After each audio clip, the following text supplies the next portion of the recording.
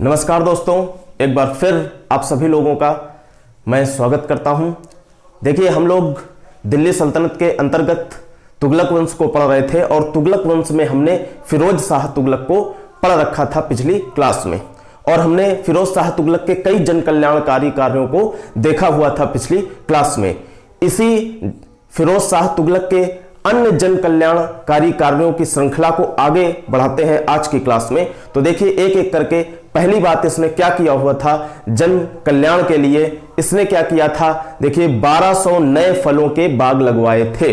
यानी फिरोज शाह तुगलक ने 1200 नए फलों के बाग लगवाए थे, और 1200 नए फलों के बाग लगवाने के साथ साथ इसने इन फलों के बागों पर यानी फलों पर अनुसंधान भी कराए हुए थे, ताकि अच्छे से अच्छी क्वालिटी के फल मार्केट में आ सके और जनता को अच्छे से अच्छे फल मिल सके, कम कीमत पर मिल सके अच्छे से अच्छे फल। इसलिए इसने 1200 नए फलों के बागों का निर्माण कराया, और इसी के साथ साथ इसने फलों की गुणवत्ता बढ़ाने के लिए अनुसंधान भी कराया हुआ था। यह तथ्य याद रखेंगे। और देखिए, फलों के संबंध में, फलों के बागों के संबंध में एक तथ्य है। एक तथ्य यह है कि अलाउद्दीन खिलजी ने 30 बागों को बनवाया हुआ था। फलों के बागों को अलाउद्दीन खिलजी ने भी बनवाया हुआ था 30 बागों को। इन 30 बागों को ठीक करवाया हुआ था फिरोज शाह तुगलक ने। यानी अलाउद्दीन खिलजी द्वारा बनाए गए 30 बागों को ठीक कराने का कार्य अगर किया हुआ था तो वो था फिरोज शाह तुगलक। तो बागों के संबंध में फिरोज शाह तुगलक के जो कार्य थे वो हमने देख लिए। इसी प्रकार के फैक्ट जो है वो एग्जाम में पूछे जाते हैं बागों के संबंध में। अब देखिए, आगे बढ़ते हैं। इसने और क्या किया हुआ था, और इसने एक कार्य यह किया हुआ था, इसने एक अनुवाद विभाग की स्थापना की थी। अनुवाद विभाग की स्थापना क्यों की थी? अनुवाद विभाग की स्थापना इसलिए की थी ताकि जो हिंदू और मुस्लिम के बीच में भाषा की कठिनाई है, यानी हिंदू मुस्लिम की भाषा नहीं समझ पाता है और मुस्लिम हिंदू की भाषा नहीं समझ पाता है, तो वो कठिनाई दूर हो सके इस अनुवाद विभाग के द्वारा। इसीलिए इसने अनुवाद विभाग की स्थापना की हुई थी, ताकि हिंदू और मुस्लिम एक दूसरे के विचारों को आसानी से समझ सकें। तो इस प्रकार से इसने एक अनुवाद विभाग की स्थापना की हुई थी। और क्या किया हुआ था, इसने वहां पर कुछ संस्कृत ग्रंथों का फारसी भाषा में अनुवाद भी किया हुआ था। यानी जो संस्कृत ग्रंथ थे, उन कुछ संस्कृत ग्रंथों का इसने फारसी भाषा में अनुवाद भी किया हुआ था। तो यह तथ्य अनुवाद विभाग की स्थापना के संबंध में। अब आगे बढ़ते हैं। देखिए, और इसने क्या किया हुआ था, एक सबसे महत्वपूर्ण कार्य इसने यह किया हुआ था कि जो भी यात्री हज जाते थे, यानी जो मुस्लिम हज की यात्रा करते थे, उसके लिए वो क्या करता था फिरोज शाह तुगलक, वो कहता था कि आप हज जाइए, उसका खर्च जो है वो सरकार देगी, यानी स्वयं फिरोज शाह तुगलक देगा अपने राजकोष से। ऐसा करने वाला यह सल्तनतकालीन पहला शासक था जिसने राज्य के खर्च पर हज की व्यवस्था की हुई थी। यह पहला भारतीय शासक था जिसने राज्य के खर्च पर मुस्लिमों को हज की व्यवस्था की थी। इस तथ्य को याद रखेंगे। और देखिए, इसने क्या किया हुआ था, जन कल्याणकारी कार्य नहीं था लेकिन फिर भी इसके कार्यों में शामिल किया जाता है। इसने क्या किया हुआ था, ज्वालामुखी मंदिर के पुस्तकालय को लूटा हुआ था।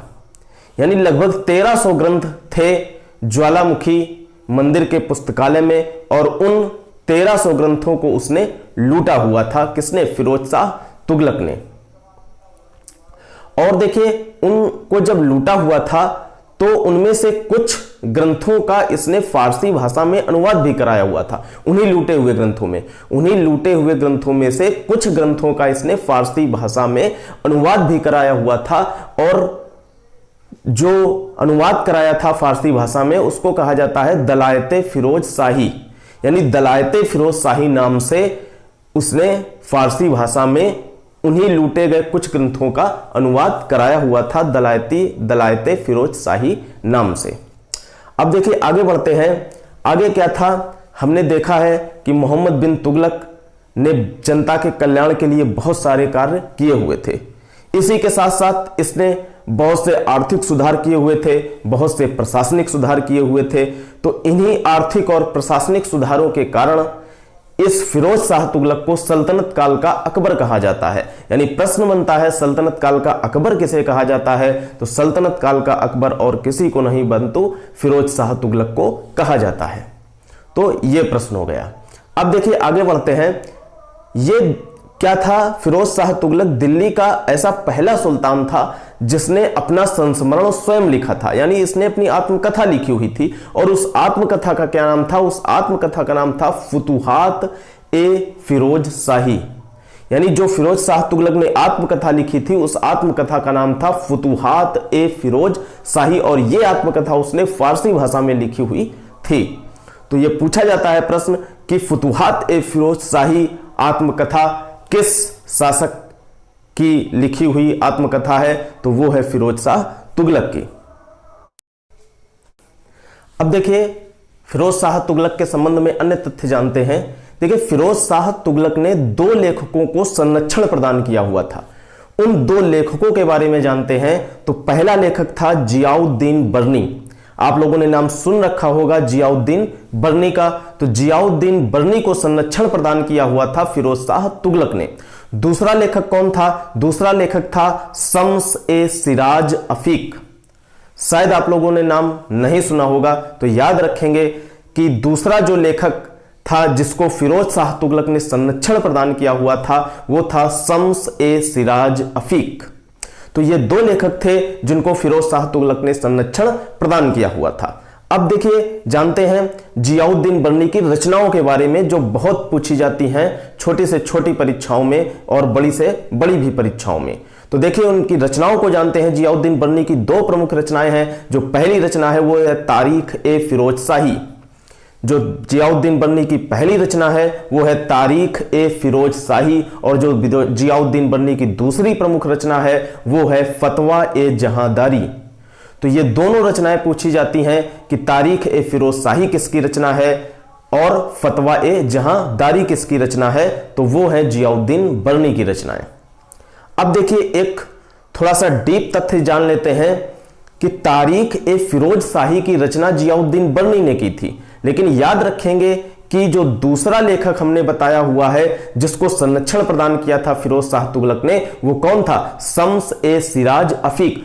इस शम्स ए सिराज अफीक ने भी तारीख ए फिरोज शाही की रचना की हुई है। तो याद रखेंगे तारीख ए फिरोज शाही की रचना करने वाला एकमात्र जियाउद्दीन बर्नी ही नहीं है, वरन शम्स ए सिराज अफीक भी वो लेखक है जिसने तारीख ए फिरोज शाही की रचना की हुई थी। इस डीप तथ्य को थोड़ा सा याद रखेंगे। अब आगे बढ़ते हैं। देखिए हम लोग जब प्राचीन भारत का इतिहास पढ़ेंगे तो उसमें अशोक के स्तंभों के बारे में पढ़ेंगे। तो यहां पर हमें एक तथ्य अशोक के स्तंभों से संबंधित जान लेते हैं। देखिए अशोक का एक स्तंभ था टोपरा में। टोपरा कहां पर पड़ता है, टोपरा वर्तमान में अंबाला जिले में पड़ता है।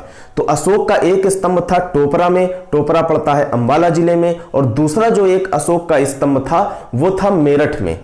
अशोक के स्तंभ बहुत हैं, हम 2 स्तंभों की यहां पर चर्चा कर रहे हैं क्योंकि ये दोनों स्तंभ फिरोज शाह तुगलक से कहीं ना कहीं संबंधित हैं। तो देखिए एक जो टोपरा में स्तंभ है अशोक का, और जो दूसरा स्तंभ मेरठ में है। मेरठ कहां पड़ता है, उत्तर प्रदेश में। टोपरा कहां पड़ता है, वर्तमान में अंबाला जिले में। तो इन दोनों स्तंभों को, यानी एक स्तंभ टोपरा से और एक स्तंभ मेरठ से, वहां से ले आया था और वहां से ला करके इसने इन स्तंभों को दिल्ली में स्थापित कराया था। किसने, फिरोज शाह तुगलक ने। तो यह प्रश्न बनता है कि टोपरा और मेरठ के अशोक स्तंभों को जो है दिल्ली में किस सल्तनत कालीन शासक ने स्थापित कराया था, तो वो सल्तनत कालीन शासक था फिरोज शाह तुगलक। तो इस तथ्य को याद रखेंगे। अब आगे बढ़ते हैं। देखिए आगे इसने क्या कार्य किया हुआ था। फिरोज शाह तुगलक ने सैन्य पदों को वंशानुगत कर दिया था। सैन्य पदों को वंशानुगत कर दिया था, अर्थात मैं सेना में हूं तो मेरा पुत्र सेना में होगा, उसकी मृत्यु के बाद उसका पुत्र सेना में होगा। तो इस प्रकार से सैन्य पदों को वंशानुगत करने वाला शासक कौन था अगर पूछा जाता है, तो सैन्य पदों को वंशानुगत करने वाला शासक भी फिरोज शाह तुगलक था। और देखिए इसने क्या कार्य किए हुए थे, और इसने एक कार्य किया हुआ था, इसने चांदी और तांबे को मिश्रित करके, ध्यान से समझेंगे, चांदी और तांबे को मिश्रित करके इसने सिक्के चलाए हुए थे। और उन सिक्कों के नाम क्या थे? उन सिक्कों के नाम थे अद्धा और विख। तो सोने और चांदी के चांदी और तांबे को मिश्रित करके इसने अद्धा और विख नामक सिक्के चलाए हुए थे। तो प्रश्न ये पूछा गया है, एसएससी के एग्जाम में भी एक बार प्रश्न आया है ये कि अद्धा और विख नामक सिक्के किस सल्तनत कालीन शासक ने चलाए थे? तो अद्धा और विख नामक सिक्के जो है वो फिरोज शाह तुगलक ने चलाए हुए थे। तो ये तथ्य हो गया। अब देखिए, फिरोज शाह तुगलक के संदर्भ में लगभग सभी कार्य हो गए। अब जानते हैं थोड़ा सा फिरोज शाह तुगलक ने स्थापत्य कला के क्षेत्र में क्या कार्य किया हुआ था। तो देखिए एक एक करके, सबसे पहला जो कार्य था स्थापत्य कला के क्षेत्र में वो ये था कि इसने दिल्ली में फिरोज शाह कोटला का निर्माण कराया था। कोटला क्या होता है? किला, यानी फिरोज शाह किला बनवाया हुआ था। इसने कहां पर बनवाया हुआ था? दिल्ली में बनवाया हुआ था। फिरोज शाह कोटला, दिल्ली वाले सभी लोग जानते हैं, फिरोज शाह कोटला फेमस है। तो फिरोज शाह कोटला का निर्माण जो है वो इस फिरोज शाह तुगलक ने ही कराया हुआ था। अपने स्थापत्य कला के क्षेत्र में ये इसका कार्य था। दूसरा कार्य क्या था इसने? देखिए, इसने फिरोज शाह के मकबरे का निर्माण कराया था। कोई खास बात नहीं है, फिरोज शाह के मकबरे का निर्माण किसने कराया? तो फिरोज शाह के मकबरे का निर्माण फिरोज शाह तुगलक ने कराया। अब देखिए, इसने एक जो प्रमुख कार्य इसका था कुतुब मीनार के क्षेत्र में था। कुतुब मीनार, अब देखिए थोड़ा सा बैक चलते हैं। कुतुब मीनार के बारे में हमने पहले भी पढ़ाया हुआ था सारे तथ्यों को। कुतुब मीनार के संबंध में कुछ फैक्ट है। क्या फैक्ट है? सबसे पहले तो कुतुब मीनार का निर्माण किसने कराया? तो कुतुब मीनार के निर्माण जो है वो कराया था कुतुबुद्दीन ऐबक ने। कुतुबुद्दीन ऐबक जब पढ़ा था तब बताया हुआ था। कुतुबुद्दीन ऐबक ने कुतुब मीनार का निर्माण कार्य को प्रारंभ किया था और इसने इसकी पहली मंजिल बनवाई हुई थी। यानी कुतुब मीनार की पहली मंजिल बनवाने वाला अर्थात कुतुब मीनार के निर्माण कार्य को प्रारंभ करने वाला शासक कुतुबुद्दीन ऐबक था। और इसकी दूसरी, तीसरी और चौथी मंजिल का निर्माण इल्तुतमिश ने किया हुआ था। पहली मंजिल कुतुबुद्दीन ऐबक ने बनवाई, दूसरी, तीसरी और चौथी मंजिल बनवाई थी इल्तुतमिश ने। अब देखिए फिरोज शाह तुगलक ने यहां पर क्या किया हुआ था यह समझते हैं। फिरोज शाह तुगलक ने चौथी मंजिल का जीर्णोद्धार किया था, यानी चौथी मंजिल टूट फूट गई होगी, तो उस चौथी मंजिल का जीर्णोद्धार करने वाला शासक फिरोज शाह तुगलक था। और इसके साथ ही साथ उसकी पांचवी मंजिल का निर्माण भी फिरोज शाह तुगलक ने कराया हुआ था। तो कुतुब मीनार के संबंध में ये सारे फैक्ट याद रखेंगे, बहुत ही महत्वपूर्ण है कि कुतुब मीनार के निर्माण कार्य को प्रारंभ कुतुबुद्दीन ऐबक ने किया हुआ था और पहली मंजिल बनवाई थी। इसकी दूसरी, तीसरी और चौथी मंजिल का निर्माण इल्तुतमिश ने किया था और चौथी मंजिल का जीर्णोद्धार और पांचवी मंजिल का निर्माण जो है वो फिरोज शाह तुगलक के द्वारा किया गया था। ये सारे फैक्ट हो गए फिरोज शाह तुगलक के बारे में। अब देखिए थोड़ा सा एक डीप क्वेश्चन और जान लेते हैं। छोटी परीक्षाओं में नहीं पूछा जाता है, बड़ी परीक्षा में, आयोग की परीक्षा में एक बार पूछा गया है, तो उसको भी जान लेते हैं फिरोज शाह तुगलक के संदर्भ में। देखिए इसने क्या किया हुआ था, एक खान ए जहां तेलंगानी मकबरा इसके शासनकाल में बना हुआ था। मकबरे का नाम क्या था? खान ए जहां तेलंगानी। इसके शासनकाल में एक मकबरा बना था, मकबरे का नाम था खान ए जहां तेलंगानी। इस खान ए जहां तेलंगानी मकबरे की तुलना किससे की जाती है, यह महत्वपूर्ण बात हो जाती है। इसकी तुलना किससे की जाती है? देखिए इसकी तुलना की जाती है जेरूसलम में एक मस्जिद है, उमर मस्जिद, यानी जेरूसलम में उमर मस्जिद है, उससे तुलना की जाती है किसकी? इसी फिरोज शाह तुगलक के शासनकाल में बने मकबरे खान ए जहां तेलंगानी की। तो इस तथ्य को याद रखेंगे, आयोग की परीक्षा में एक बार प्रश्न पूछा गया है। तो ये सारे तथ्य हम लोगों ने फिरोज शाह तुगलक के संदर्भ में पढ़ लिए। अब देखिए कुछ अन्य प्रमुख बातें जानते हैं। देखिए पहला तथ्य क्या है? पहला तथ्य यह है कि फिरोज शाह तुगलक के समय का प्रमुख वास्तुकार कौन था। प्रश्न पूछा जाता है कि फिरोज शाह तुगलक के समय का प्रमुख वास्तुकार कौन था। तो फिरोज शाह तुगलक के समय का प्रमुख वास्तुकार जो था वो था मलिक गाजी सहना। नाम याद रखेंगे, फिरोज शाह तुगलक के समय का प्रमुख वास्तुकार मलिक गाजी सहना था। एक बात हो गई। अब देखिए दूसरी बात, फिरोज शाह तुगलक की मृत्यु हो जाती है। मृत्यु कब होती है? 1388 ईस्वी में। तो फिरोज शाह तुगलक की मृत्यु 1388 ईस्वी में हो जाती है। और इसकी मृत्यु के बाद कौन शासक बनता है? इसकी मृत्यु के बाद शासक बनता है तुगलक शाह द्वितीय। याद रखेंगे, फिरोज शाह तुगलक की मृत्यु के बाद जो दिल्ली की गद्दी पर बैठने वाला शासक है, तुगलक वंश की गद्दी पर बैठने वाला शासक है, वो है तुगलक शाह द्वितीय। अब देखिए, तुगलक शाह द्वितीय के बाद कौन शासक गद्दी पर बैठा और फिर उसके बाद कौन गद्दी पर बैठा, तो ये क्रम जो है हम नहीं याद रखेंगे, केवल अंतिम शासक को याद रखेंगे कि तुगलक वंश का अंतिम शासक कौन था। एक तथ्य तो ये याद रखेंगे कि फिरोज शाह तुगलक की मृत्यु के बाद कौन शासक बना? तुगलक शाह द्वितीय। और इसके बाद ये तथ्य याद रखेंगे कि तुगलक वंश का अंतिम शासक कौन था, यानी इसके बीच में जो भी शासक हुए नहीं हुए उन पर ध्यान नहीं देंगे, केवल परीक्षा की दृष्टि से जो महत्वपूर्ण है वो है तुगलक वंश का अंतिम शासक। तो तुगलक वंश का जो अंतिम शासक था वो था नासिरुद्दीन महमूद तुगलक। नाम याद रखेंगे, तुगलक वंश का अंतिम शासक नासिरुद्दीन महमूद तुगलक। यह बात हो गई। अब देखिए, नासिरुद्दीन महमूद तुगलक के संबंध में कुछ फैक्ट याद रखते हैं। एक तो प्रमुख जो फैक्ट है वो ये है कि नासिरुद्दीन महमूद तुगलक का जब शासन चल रहा था तब जौनपुर में एक स्वतंत्र राज्य की स्थापना हुई थी। एक बात, जौनपुर स्वतंत्र हो चुका था। किसके शासनकाल में स्वतंत्र हुआ था जौनपुर? नासिरुद्दीन महमूद तुगलक के शासन काल में। अब देखिए, जौनपुर को स्वतंत्र करने वाला कौन व्यक्ति था? याद रखेंगे, मोस्ट इंपॉर्टेंट क्वेश्चन, जौनपुर में एक स्वतंत्र राज्य की स्थापना करने वाला जो व्यक्ति था वो एक हिजड़ा था। और उसका नाम क्या था? उसका नाम था मलिक सरवर। याद रखेंगे, स्वतंत्र जौनपुर की स्थापना किसने की? मलिक सरवर ने की। किसके शासनकाल में की? तो तुगलक वंश के अंतिम शासक नासिरुद्दीन महमूद तुगलक के शासनकाल में की हुई थी। एक तथ्य और याद रखेंगे इस मलिक सरवर के बारे में। मलिक सरवर ने जब स्वतंत्र जौनपुर की स्थापना की थी तो कौन सी उपाधि धारण की थी? किस उपाधि के साथ इसने स्वतंत्र जौनपुर की स्थापना की थी? उस उपाधि का नाम क्या था? उस उपाधि का नाम था मलिकु सरसक। याद रखेंगे, मलिक सरवर ने मलिकु सरसक उपाधि के साथ स्वतंत्र जौनपुर की स्थापना की हुई थी। और एक तथ्य याद रखेंगे मलिक सरवर के बारे में, मलिक सरवर अपने को पूर्वाधिपति कहता था, यानी पूर्वाधिपति की भी उपाधि इसने धारण की थी। पूर्वाधिपति क्यों कहता था? चूंकि जौनपुर जो है वो लगभग भारत के कहां पड़ेगा? पूरब में ही पड़ेगा। तो क्या कहता था मलिक सरवर अपने आप को? पूर्वाधिपति। चूंकि जौनपुर में उसने एक स्वतंत्र राज्य की स्थापना कर ली थी तो वो अपने आप को पूर्वाधिपति कहता था, यानी मलिक सरसक उपाधि के साथ इसने स्वतंत्र जौनपुर की स्थापना की हुई थी और इसने अपने आप को पूर्वाधिपति कहा हुआ था।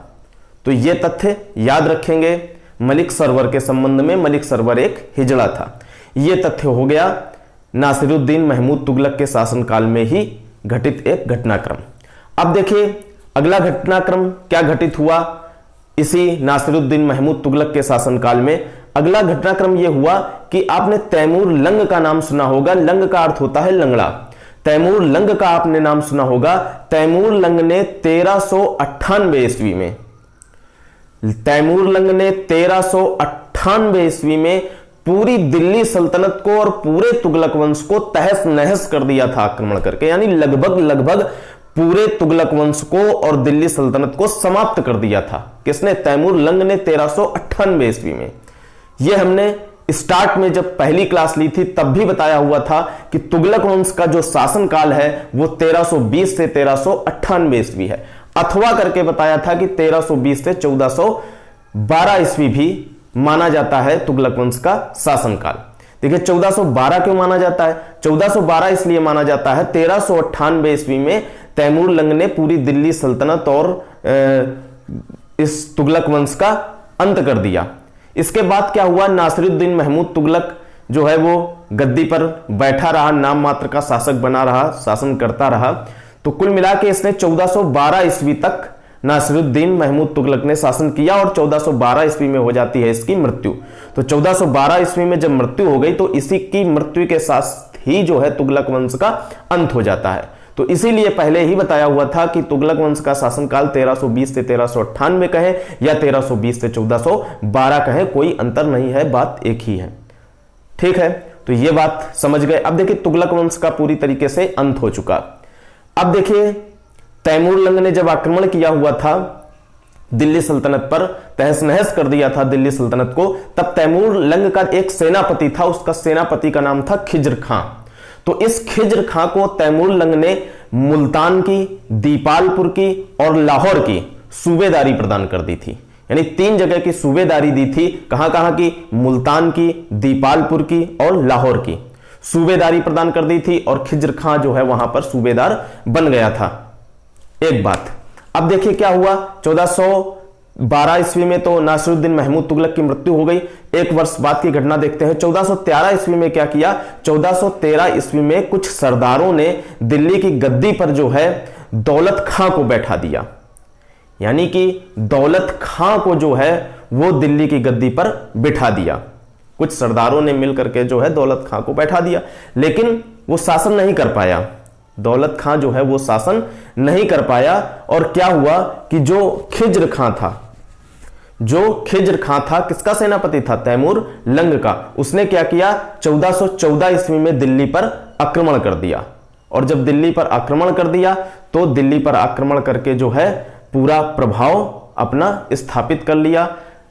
जो दौलत खां वगैरह थे, जो भी शासक सरदारों ने बनाए हुए थे, उन सबका अंत हो जाता है और यहीं से तुगलक वंश समाप्त हो जाता है और एक नए वंश की स्थापना करता है खिज्र खां। उस वंश का नाम था सैयद वंश।